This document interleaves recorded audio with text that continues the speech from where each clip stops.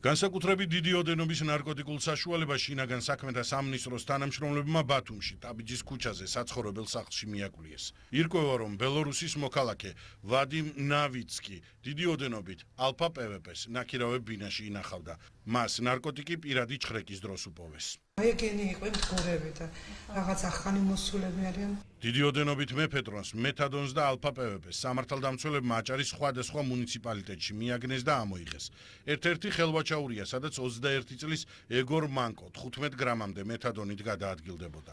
ირკვევა, რომ რუსეთის მოქალაქე საქართველოში რამდენიმე თვის წინ შემოვიდა.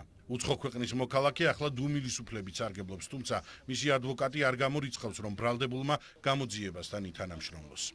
ჩატარებულია ქიმიური ექსპერტიზა, რომლის დასკვნის თანახმადაც 14.94 გრამი მეტადონი არის ამოღებული, ეგრეთ წოდებული მარილი. დანიშნული არის, როგორც ჩვენთვის ცნობილია საქმის მასალებიდან გამომდინარე, ბიოლოგიური ექსპერტიზა. აჭარაში ნარკოდანაშაულისათვის დააკავეს ისრაელის მოქალაქეც. მას დიდი ოდენობით მეფედრონის შეძენასა და შენახვას ედავებიან. ბალკონიდან დავინახე, პოლიცია სურათებს იღებდა. ცხოველების და ჩვენი ხალხის იქნება, რა თქმა უნდა. ყველა დასაჭერია.